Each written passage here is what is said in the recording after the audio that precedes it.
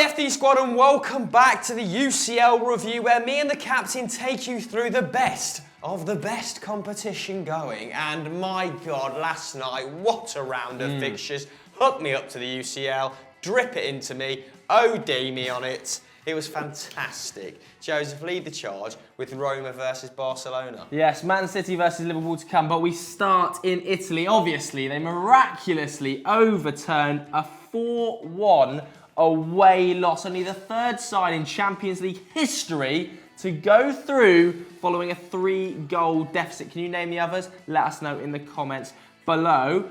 Also, on the other hand, it's the first time in Barcelona's history they've gone out of a knockout tie after winning the first leg by 3 goals. Coming into the game, Barca actually didn't have a great record against the Italian sides. They hadn't won away from home in 6 attempts. The last time was actually Milan all the way back in 2011. However, this season they do have a good record. They kept 6 clean sheets. They'd only conceded 4 goals prior to this, which arguably makes Roma's feat all the more incredible, given that they lost Mohamed Salah in the summer, doesn't it?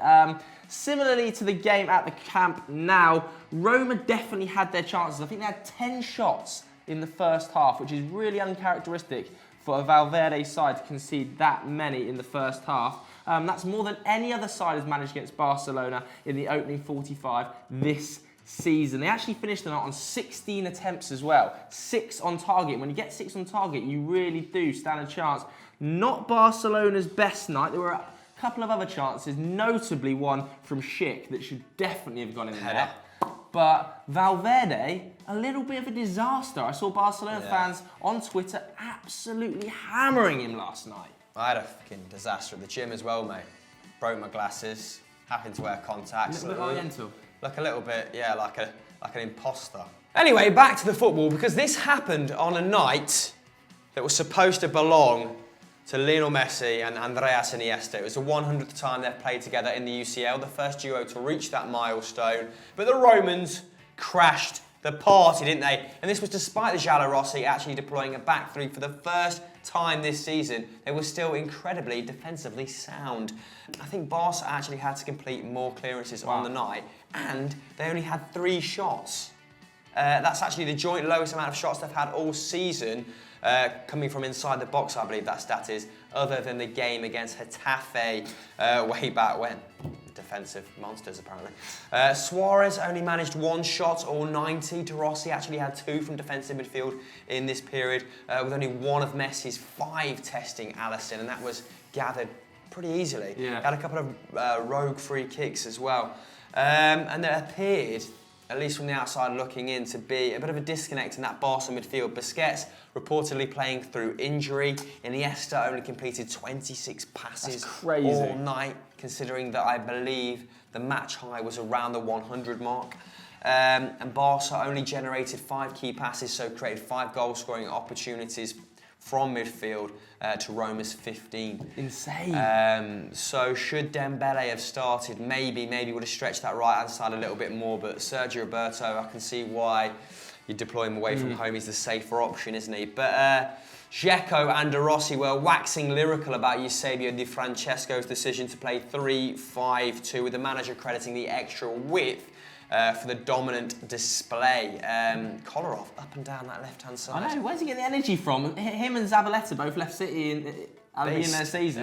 They've clearly gone in opposite directions. But one man who really embodied this dominance was Edin Dzeko, as I just mentioned. He won all 5 of his aerial duels on the night and opened proceedings with that 5th-minute strike, didn't he? Bit of a stab. He used his body expertly in the process as well, but yeah, awful. And won the penalty expertly as well. Terrible defending. Awful.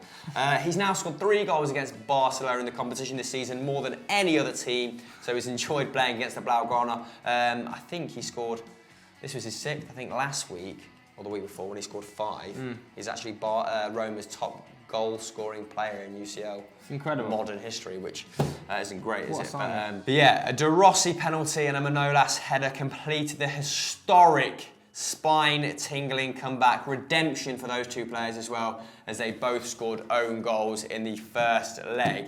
Now, this is the Romans' first semi-final in 34 years. I think their last European semi-final was in the UEFA Cup against Dundee United, So, which they won over 2 legs, 3-2. But yeah, let's see how they celebrated, because they went for it, didn't they? And no surprise that Nainggolan was leading proceedings.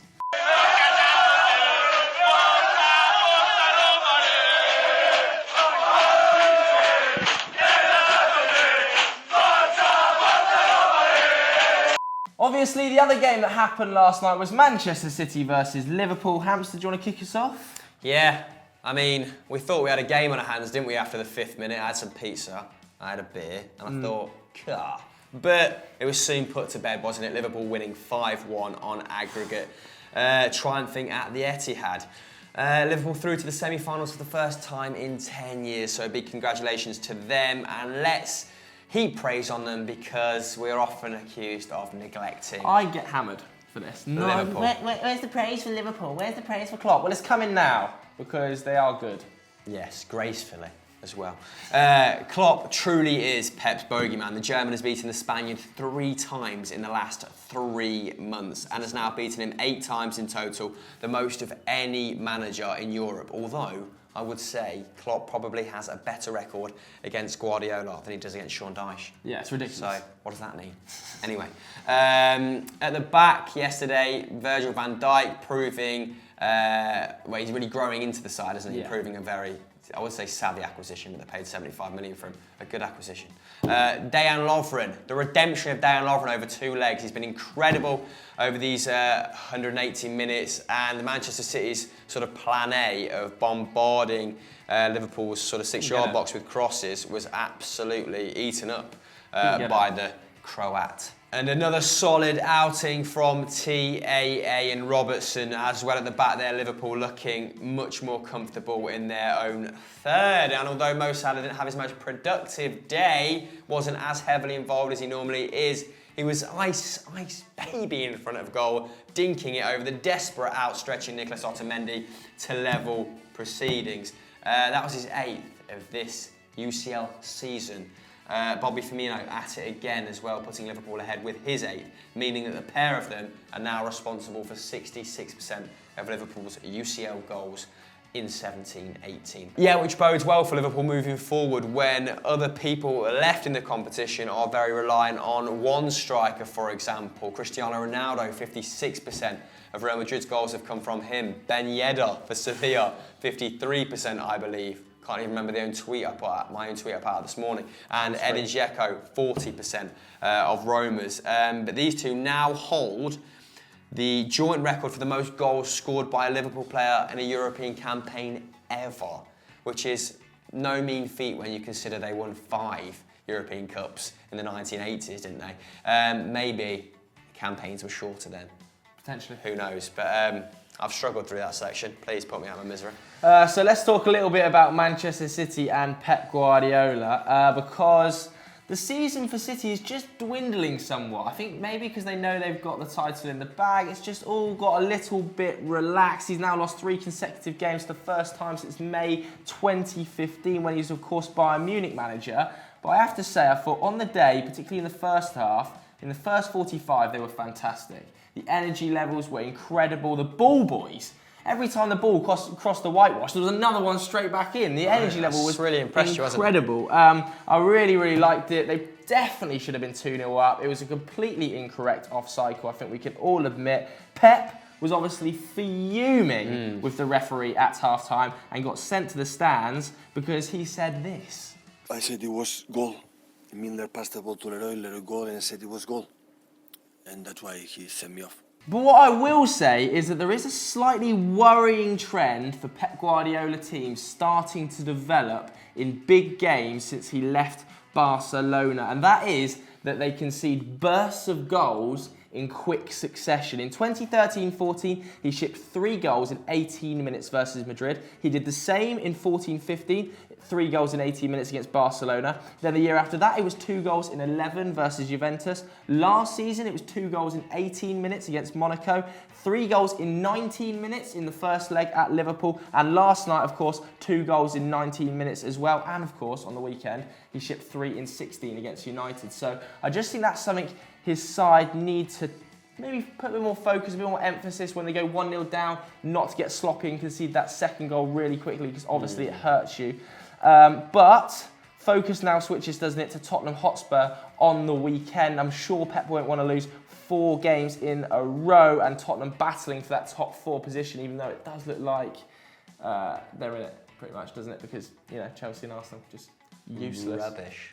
So guys, that is all for the UCL review. Thank you very much for watching. If you haven't watched the Goal vlog already over on Football Daily, what are you doing? Get over there. Get that viewed. Joseph, what's happening on Euro Football Daily? On Euro Football Daily, as usual, I don't have a clue. What is it? Well, Stat Wars the Champions went out last weekend. Yeah. Football Monday out yesterday. Go and watch that. Should probably start paying a bit more attention. Yeah. Bye. See ya.